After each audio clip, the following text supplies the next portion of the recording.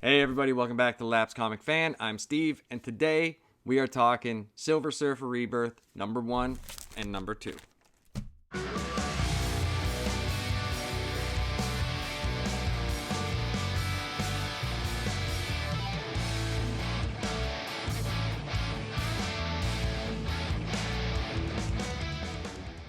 So before we get to the review, I'm going to go over a couple things for the channel. One, we are still running the contest for the Batman until I see a little bit more. I know it's maybe frustrating for some people that have entered, but until I see more people get into it, I don't really have an end date at this point in time. But I am adding stuff to this. This is going to be a big prized package. I think by the next show you see, you might be very interested in passing this along and getting more people involved, because I'm going to add something that I think is going to make this really awesome. But in the package so far, you will receive the Dark Knight Returns box set with the mask and graphic novel, a copy of Batman's 100 Greatest Moments. This is a great book, guys. This is an awesome book for any Batman fan, new or old. It's like some of the best Batman stuff that I've seen in a long time. It's really, really well done. And you will receive the awesome historic issue of Detective Comics number 1000. This has a bunch of different artists and a bunch of different writers from Batman's history. It's a really cool issue, guys.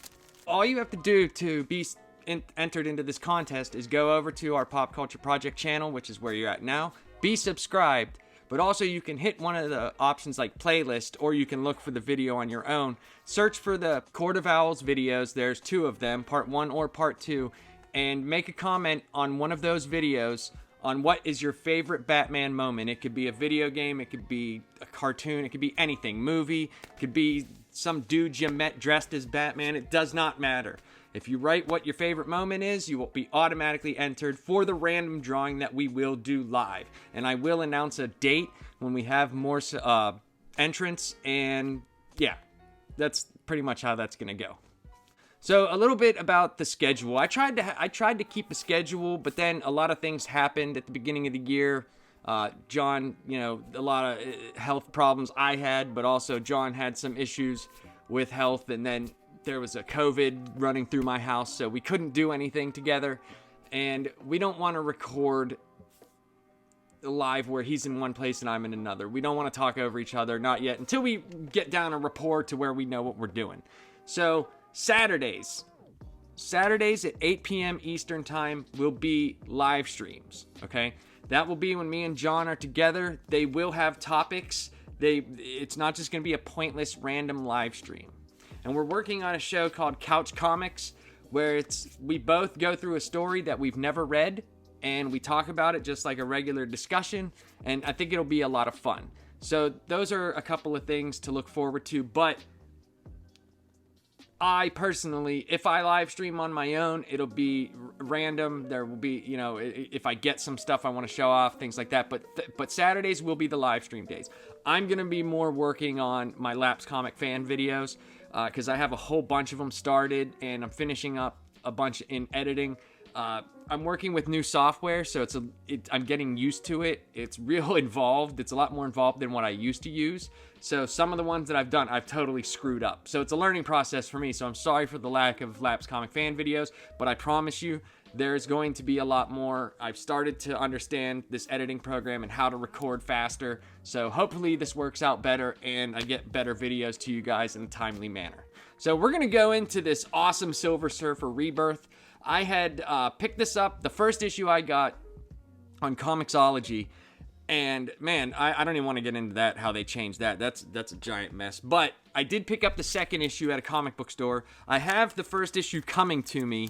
This comic book store I went to, it's in Pittsburgh. It's a little bit far away for me to go as a weekly or an everyday thing, but I am going to be getting the issue number 1, and this story was awesome.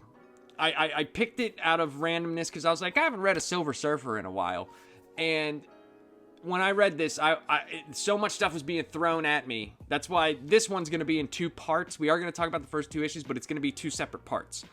there was just so much thrown at me, and I was like, oh, whoa, whoa, whoa, and I had to do some research and stuff like that. So some of the stuff I knew, but a lot of the stuff I didn't. So this is written by Ron Mars, and the pencils are by Ron Lim, which is cool because I love his art. It's very, very comic booky. I know that sounds weird because you're reading a comic book, but other people will know what I mean. There's like different types of styles when you get into comic books. Some guys like to do realism, and some guys like to do, very cartoony, but this is straight comic book art, and I love it. And every page of this was great. So we're going to get right into that review now. The comic starts off in the past with a group of Kree explorers on a ship, and their ship is in a huge bind. The lieutenant of the crew tells the captain that it's still drawing them in and that their engines are at 10%, and even if they got them back, they wouldn't be able to overcome the inertia. The ship's captain tells the crew that barring a miracle, this has just become a one-way mission. Things are definitely not going to plan. We find out they're at the edge of Kree space, and a giant black hole is sucking them in. The captain is telling his crew it was an honor to serve with them, and he respects all of them, when all of a sudden a loud crashing sound reverberates through the ship, and they start to decelerate. This shouldn't be possible since they're in a gravitational pull. So it starts off in the past. When the past, who knows? That's one thing about comics that drives me nuts. It'll just, in the future, in the past. From when? From when? What past? What future? But this ship is getting sucked into a black hole. All their engines are failing. Everything is screwed. The captain's like, hey, barring a miracle, we're pretty much screwed here, people. It was an honor to serve with you. Then out of nowhere, they start to decelerate, which shouldn't be possible. It shouldn't be. It's almost like, whoa, something's going on here. And they have no idea what it is. And this is where we start to get into a lot of the cool surprises that this comic has in store for us. This is where we get our first surprise. Outside the ship in space is Mar-Vell, or Legacy, as his name is at this point, son of the deceased Captain Mar-Vell. So we're going to go a little bit into Captain Mar-Vell because it's kind of important to this book, and we're going to give a little bit of his backstory and why he is an important figure for this story. Captain Mar-Vell was a member of the Kree, the alien humanoid race, which has forged an empire throughout the galaxy known as the Large Magellanic Cloud. More specifically, he was one of the Pink Kree. This Kree race had the same skin color as Caucasian Earth humans and were more biologically similar to them than the Blue Kree were. Their existence was the result of interbreeding the original Blue Kree race with humanoids of other worlds, and they came to far outnumber the Blue Kree, who, however, still dominated positions of wealth and governmental power in the Kree Empire. After the Kree's first encounter with the humans, Captain Mar-Vell is sent to spy on Earth and decide if it is a threat to the Kree Empire. He adopts the identity of a recently deceased scientist named Walter Lawson. After a battle in the mystical dark dimension, an encounter with the Hulk, and an adventure on an alien world, Mar-Vell discovers that his past exposure to Compound 13 nerve gas has given him cancer. Compounding the problem are Mar-Vell's negabands, which keep the cancer at bay but also cause it to resist all known forms of treatment and lack of access to the Kree Empire's medical experts, since the Kree consider Mar-Vell a traitor. As Mar-Vell's life is ending, many of his friends and allies come to Titan to pay their last respects to a great superhero that had an effect on everyone he met. Now that we went over a little bit of Mar-Vell's history, let's get back to the story at hand. The crew run a scan on him and see that he has inherited a lot of his father's powers and wields the negabands. The millennia-old negabands were powerful relics of the Kree Empire, transforming mental energy into physical energy. The negabands are able to grant the wearer fabulous powers. The captain says he served with Mar-Vell and wonders if his son is capable of actually doing this. Things outside in space could be going better for Legacy, and he's trying his best, and his motivation is to become a hero just like his father. But things aren't going as planned. He's in a bit over his head. That's when we get the second surprise. Out of nowhere, the Silver Surfer appears, and at this point in time, I was like, yes, this is awesome. And he's there to help Legacy with his dilemma. Surfer has Legacy back off and frees the ship with his power cosmic. Okay, so that's a lot of information that we get. So Legacy, or Mar-Vell, is out there, and he's trying to be a superhero. And this is Captain Mar-Vell, the original Captain Mar-Vell's son.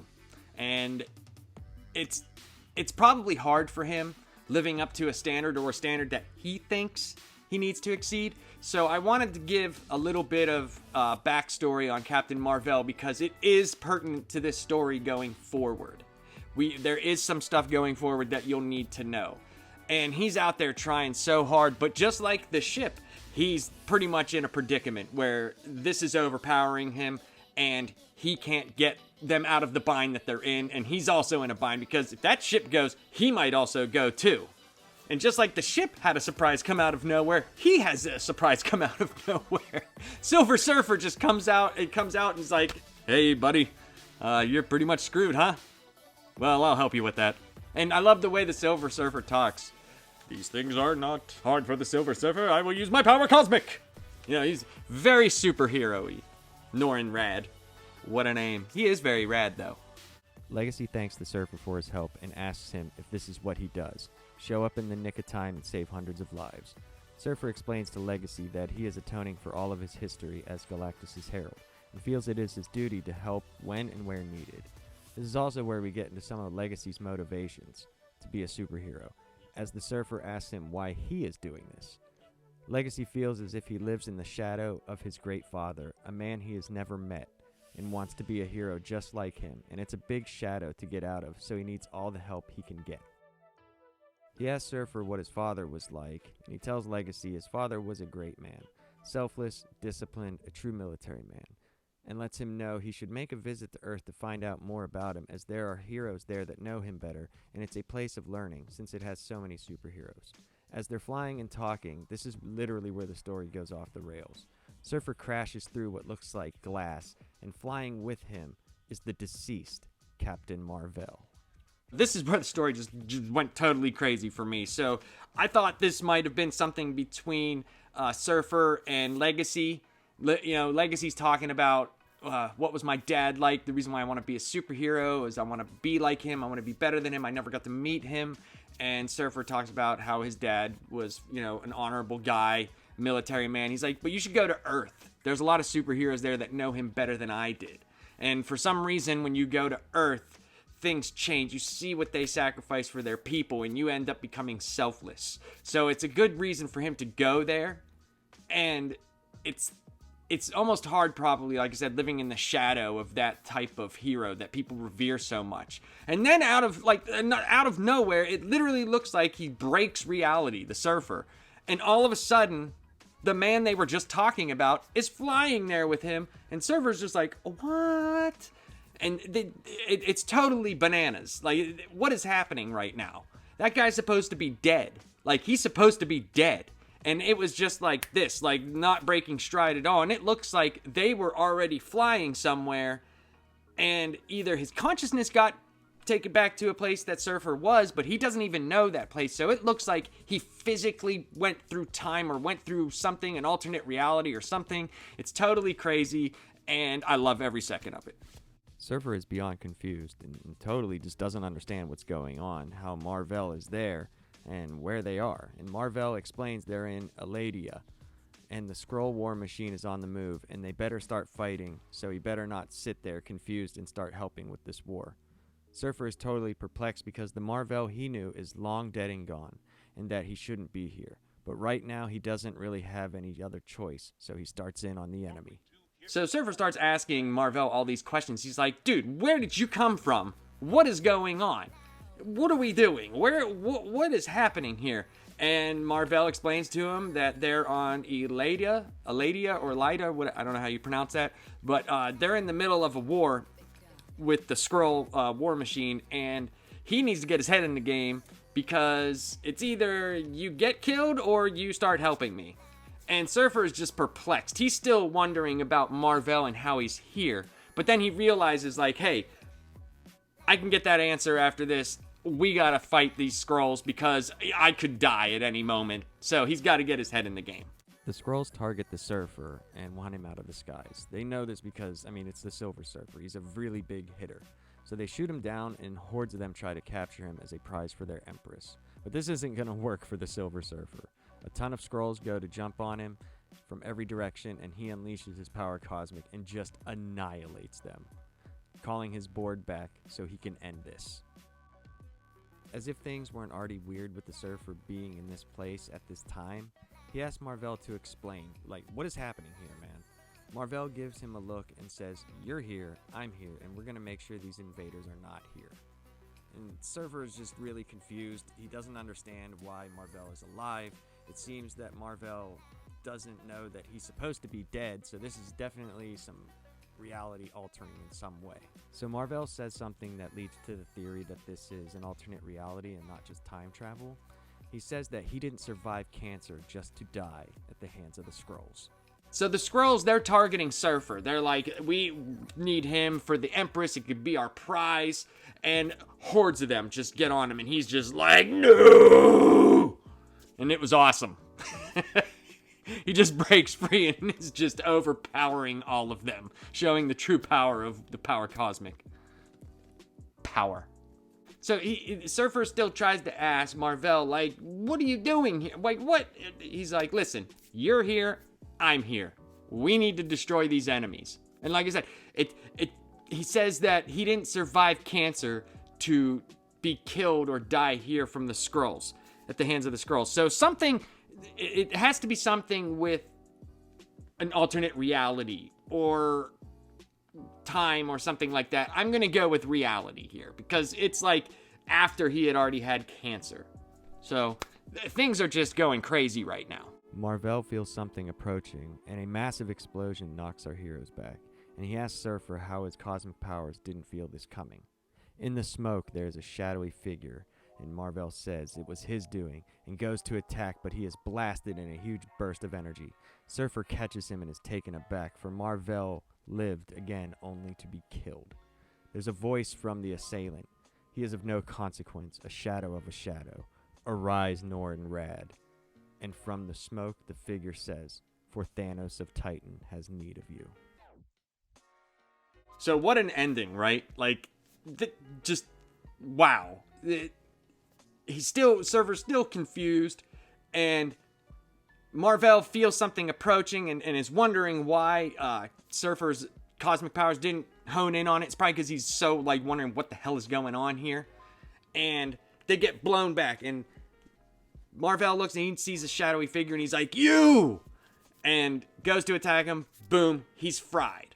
Norrin Radd is just completely losing it right now because he's like, you came back, you lived just to die again.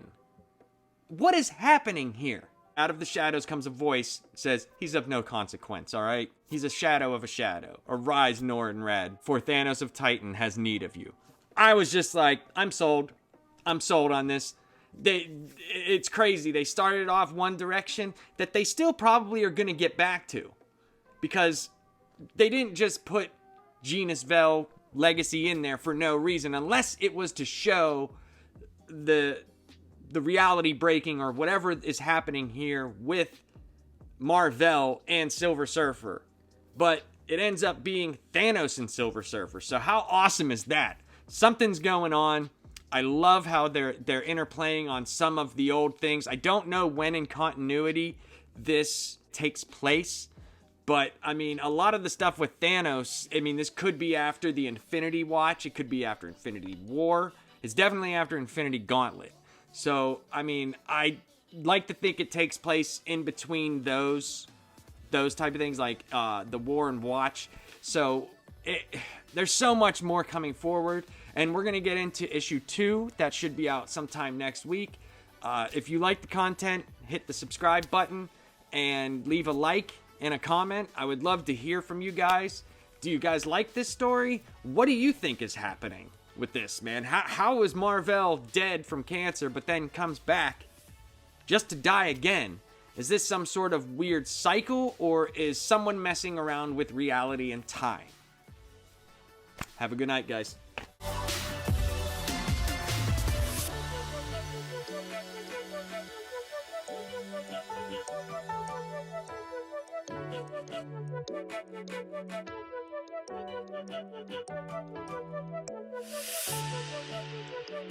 Thank you.